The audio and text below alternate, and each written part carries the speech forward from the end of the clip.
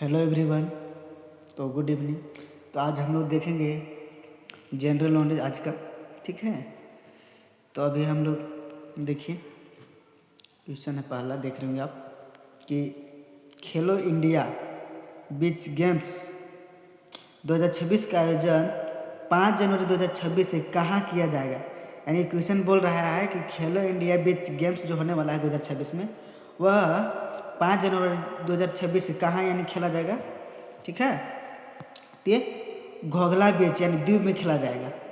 चलिए अगला देखेंगे। तो ये क्वेश्चन है हिंदी और इंग्लिश दोनों में है, तो आप लोग दिक्कत नहीं होगा। चलिए तो आगे देखेंगे। देखिए अगला है प्रो रेसलिंग लीग 2026 संस्करण के लिए आयोजित नीलामी में सबसे महंगी खिलाड़ी कौन बनी।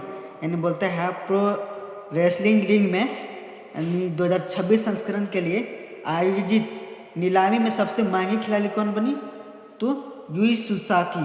कौन बनी? यूई सुसाकी बने। आगे देखेंगे हम लोग। तो आगे आप लोग देख रहे होंगे कि 68वीं राष्ट्रीय निशानेबाजी चैंपियनशिप में पुरुषों की 10 मीटर एयर पिस्टल स्पर्धा में स्वर्ण पदक किसने जीता। यानी जो है कि 10 मीटर एयर पिस्टल स्पर्धा में स्वर्ण पदक किसने जीता, तो आपका ये जीते हैं अजय कुमार सेना, ठीक है। आगे देखेंगे हम लोग।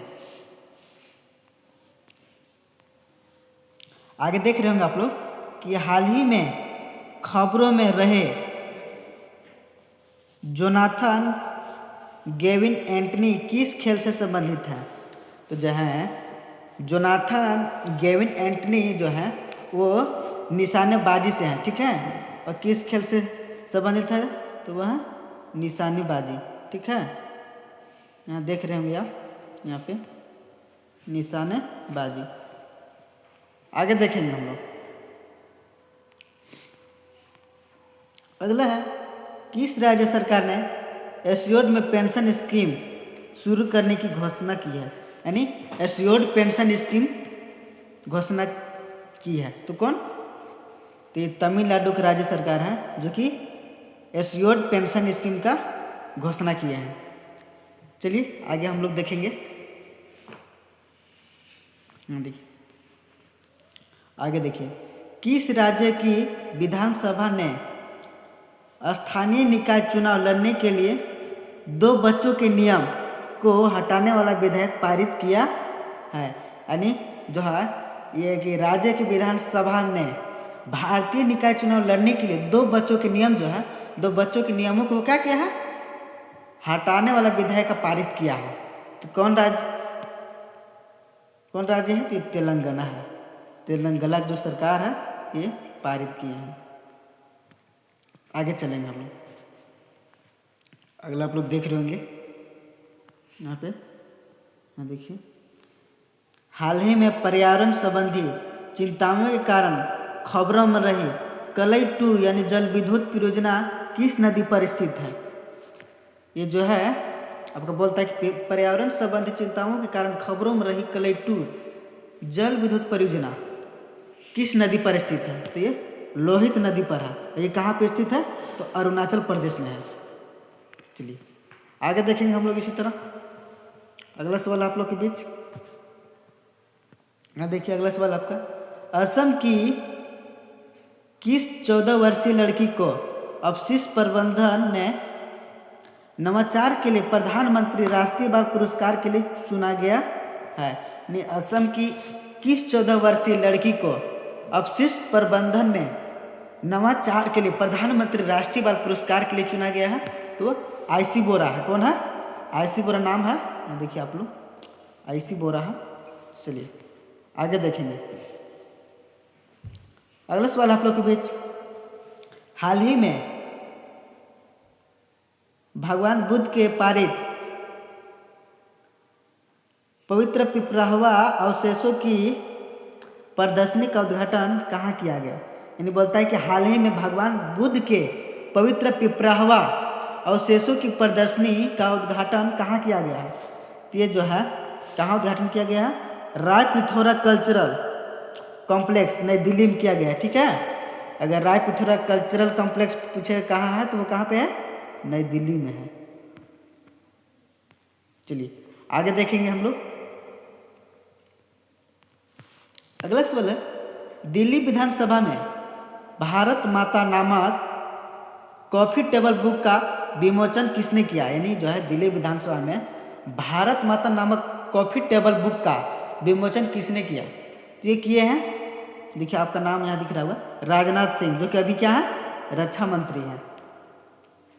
चलिए अगला सवाल देखेंगे इसी तरह।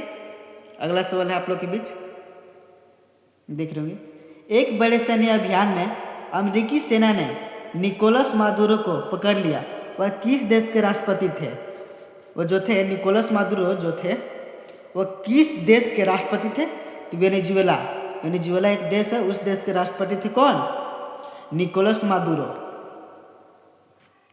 आगे देखेंगे हम लोग,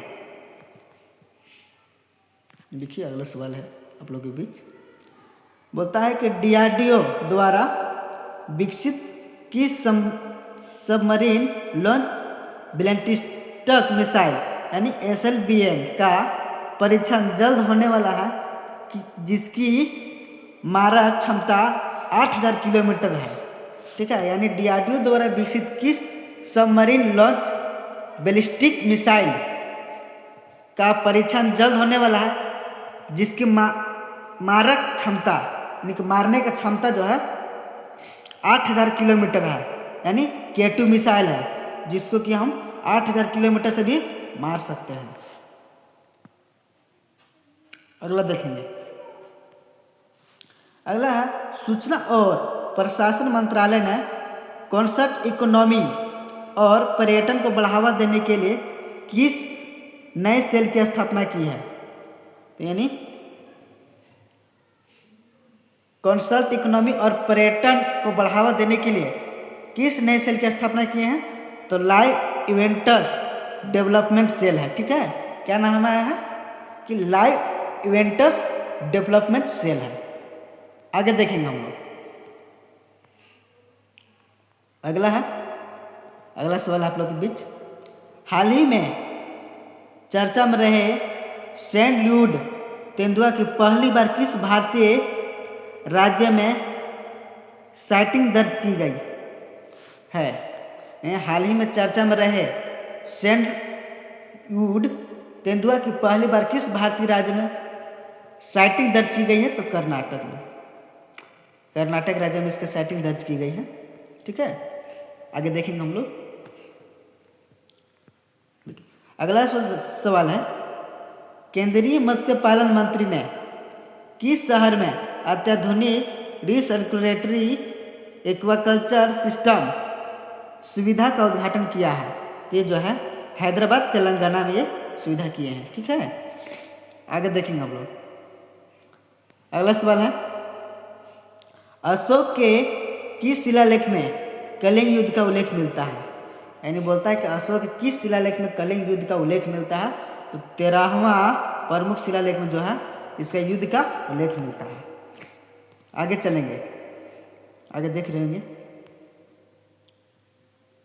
भारत में स्थानीय स्वशासन का जनक किसे माना जाता है, यानी भारत में स्थानीय स्वशासन का जनक किसे माना जाता है, तो लॉर्ड रिपन का माना जाता है।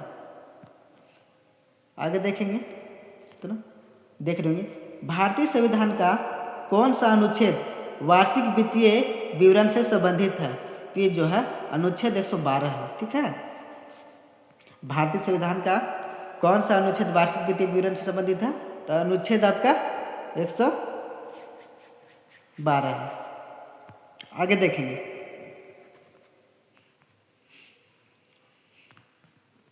अगला है आप लोग के बीच, अंडमान और निकोबार द्वीप समूह की सबसे ऊंची चोटी सैडल पीक किस भाग में स्थित है, तो उत्तरी अंडमान में स्थित है। कौन, सैडल पीक। अगर पूछ देगा कि सैडल पीक जो है वह निकोबार द्वीप समूह की किस भाग में है, तो उत्तरी अंडमान में ना।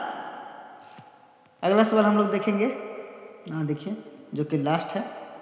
अगला सवाल है यही है कि जैन धर्म के प्रथम तीर्थंकर कौन थे, तो ऋषभदेव थे। तो आप सभी को वीडियो कैसा लगा? अगर वीडियो अच्छा लगा होगा तो चैनल को लाइक और सब्सक्राइब जरूर कीजिएगा। धन्यवाद।